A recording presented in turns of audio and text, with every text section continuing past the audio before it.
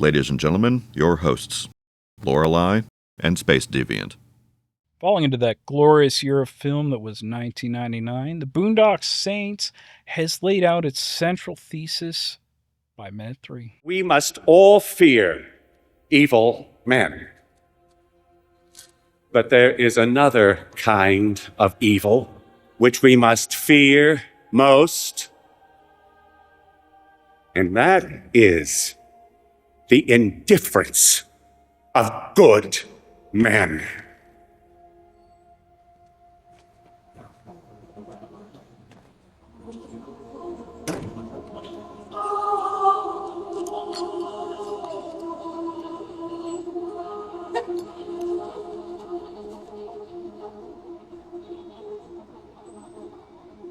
I do believe the Messenians finally got the point.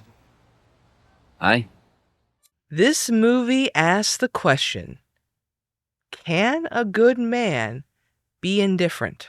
Our heroes Connor and Murphy McManus Live like monks in a South Boston tenement. Hard drinking, hard fighting, brilliant polyglots. And our boys run into trouble while resisting the encroachment of commie criminals on their local watering hole.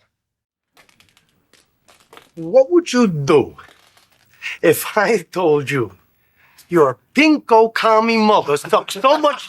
We watch the outcome of the fight in a cinematic recreation by William Dafoe, who plays Paul Smecker, an FBI agent on the Organized Crime Task Force. He's a homophobic, homosexual, written in an age when characters could still have character.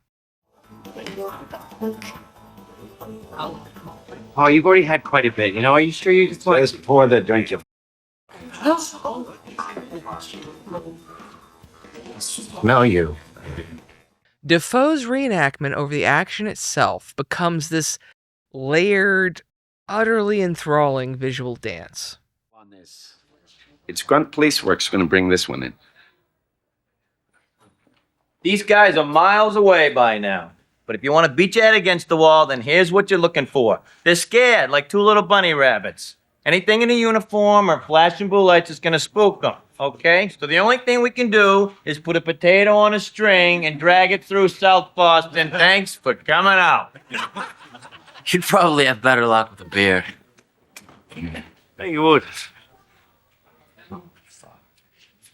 Green like onion bagel, cream cheese. the brothers turn themselves into the police, voluntarily spending the night behind bars. Just to avoid the press. The press is everywhere. They're just going nuts for these guys. I don't know what you want to do. You're not being charged. It's up to you. You want to talk to him? Absolutely not. No pictures either. Is there any way that we could stay here? Yeah, we have an extra holding cell. You guys... Can they stay? Well, we'll have to check with your mom. But it's okay with me if your friends sleep over. The McManus brothers share a dream from God, a vision calling them to a holy crusade against the criminal underbelly besieging their city. Nobody, whosoever shed his blood. By man shall his blood be shed. For in the image of God made he evil man. Destroy all that which is evil, so that which is good may flourish. From there, we're caught up in a frenzied adventure. What? You guys got masks. You look like marshmallows from Fat Albert. Fine. Rocco is a dopey bagman of very questionable morals. Boy, you guys sure did a good job. Ah, shit. You guys are good, huh? Though the funny man is lacking the brothers' religious upbringing, his heart is in the right place. I think the cut is a raffle or something. Well, to tell you the truth, those first ones, I just sort of fell into our laps. Well, what do you do? We haven't really got a system of deciding who, Rock. It's, Me! I'm the guy. I know everyone, their habits, who they hang out with, who they talk to. I got phone numbers, addresses. But the true hero's journey from this story doesn't belong to the McManus brothers. But to Agent Smecker, It's ethics. I put evil men behind bars, but the law has miles of red tape. I found out there these two guys fixed the situation with an iron fist as if they had God's permission. God's permission? God doesn't grant. In this day and age, I believe what they do is necessary. I feel it is correct. The soul is what gives us feelings. It's like a conduit through which the Lord speaks to us. You felt your answers would be here in the house of the Lord today. And you feel these men are necessary. So the Lord has spoken to you twice today. Has he now? You were the one who came into this church speaking about beliefs and feelings. Is it so hard to believe that God has brought you here? I guess not. It's very easy to be sarcastic about religion, but it's much more difficult to take a stand. I want to stand for what I believe in, Father. First, you have to know what your beliefs are. writing, editing, pacing, they're all practically perfect in every way. Bookended with the same kind of prose it began with. The movie's final moments are said as much to the audience as they're said to Connor and Murphy. How far are we going to take this stuff?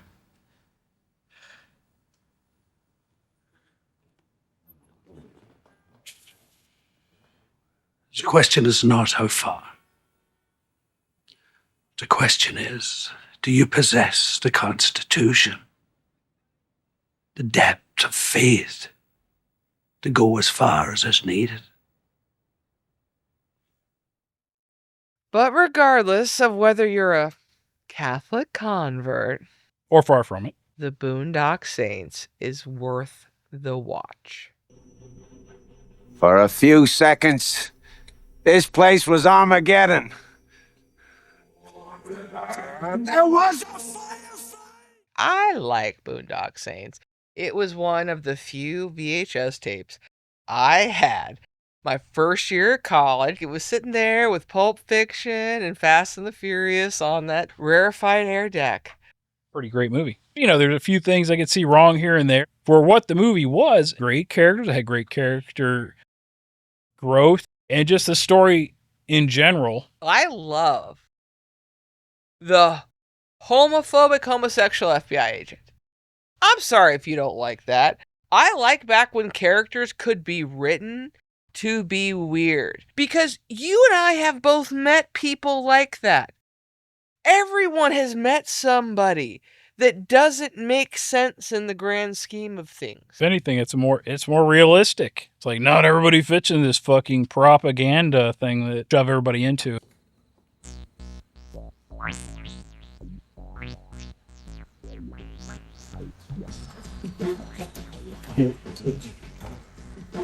Joey Bevo sent me over as entertainment. Had a little bit of the cringe humor, but it wasn't.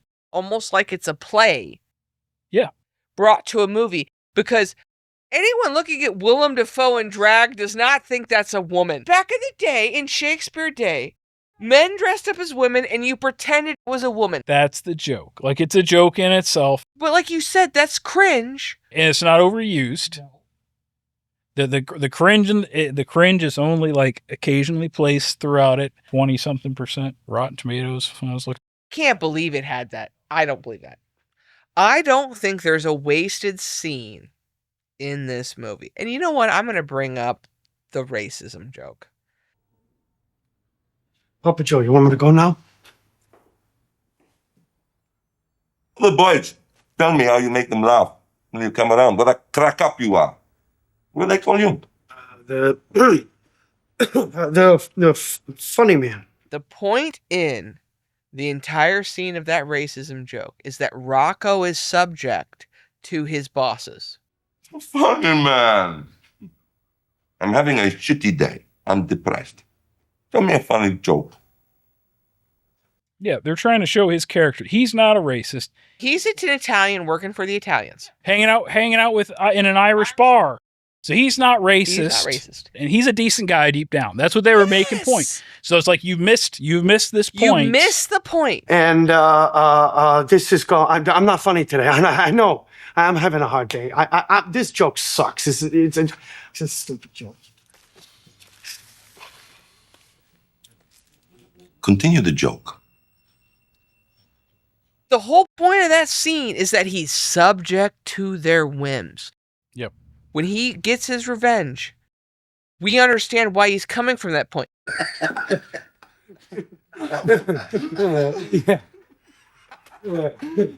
Have a go. Yeah. Everybody's out. But the payoffs they have from the beginning of the movie, when the idiot cop, like cream cheese with bagel, he's wrong. He's super wrong. Like this big guy. He ain't done yet. Comes over here and jumps on this guy's back and crushes him to death. I feel something big here. You'd be surprised to see a lot of these turning up. Brilliant. So now we got a huge guy theory and a serial crusher theory. But at the end, when it's their dad shooting them, when it turns out it's their dad. What if it was just one guy with 6 guns? Why don't you let me do the thinking, huh, genius? And they mentioned it. So you're telling me it was one guy with 6 guns and he was a senior friggin' citizen? Even if you don't agree with the message. It's the real deal, Rock. Evil man, deadly man. Are you on the side of good or are you on the side of evil? There's this innate human, we know what's good and what's bad, and it's not even about, yeah. People know what's good and bad.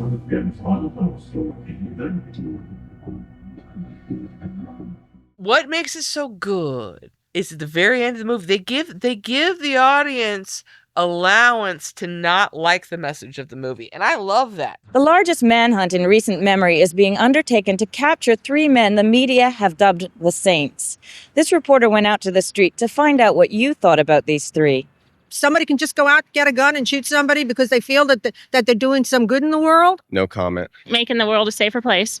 Are you kidding? For the budget it was written on, for how it was produced. I think this movie, the director wasn't so up about himself. His ego wasn't so big that he wasn't afraid to do certain things. That's what a lot of it is. You see, now a lot of people are too afraid to do anything that's going to upset anybody or rock the boat. And their ego is so big and what they think of themselves and how much money they're making. Because this guy did have a big ego. This guy was notoriously huge for his ego. He wasn't trying to please anyone. Yeah. He wasn't a shill. Yes. Yeah. So you have to show everybody and you have to white knight that you're the best thing ever and you don't agree with this thing and don't put that in your movies. Just be a real human. We swiftly carry out thy command. We will flow a river forth unto thee, and teeming with souls shall it ever be. In holy part we fill his spirit of sight.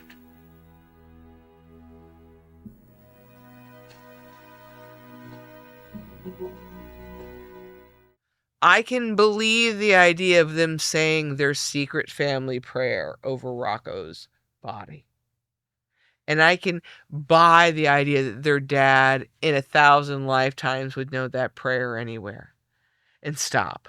You know, it's the legend you've built up. You laid enough foundations in your legend of Irish Catholic cheese. Nothing gets shortchanged. Even though it's a stage play. Again, it's like the ghost whispering into the ear. There's cheese to it. There's a level of silliness. Yeah, but that's what makes the film great. And it's in its own respect, its own absurdity. It's kind of like the Monty Python absurdity. You can take a laugh, take a step back, take a laugh at it. But the characters are 110% authentic. You believe them, but at the same time, the whole story is absurd. Serious. Me too, that's stupid. And then one thing you're gonna need a rope for it. I don't fucking know what you're gonna need it for. They just always need it. It's stage shift. This isn't a movie. Oh, right.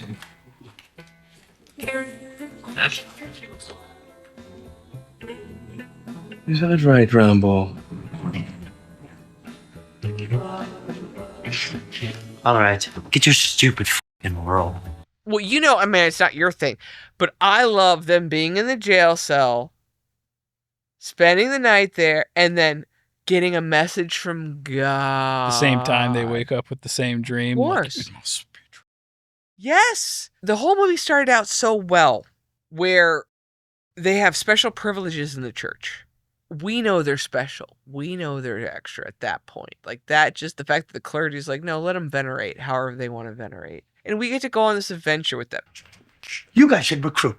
Because I'm sick and tired of walking down the street waiting for one of these crack-piping, ass-wiping, motherless lowlifes to get me. Hallelujah, Jafar. So, like, you're not just talking about mob guys, right? You're talking about pimps and drug dealers and all that shit, right? Oh, yeah. You guys can do this every goddamn day. Sort of like 7-Eleven. We're not always doing business, but we're always open. America, built to last. That's right. No, that's right. They'll be flying that flag all night. Red, white, and blue. Well, thank you for joining us here today. We really do appreciate your time. I'm Lorelei, and this is Space Deviant. And together we are Southern Fried Cinema Siblings. And remember, the most important story is the story you tell yourself, so make it a good one. Mm-hmm. Oh. You're still here, are you? Well, why don't you make yourself useful? Click the share button. Click the subscribe button. May as well go ahead and click for the next episode, too.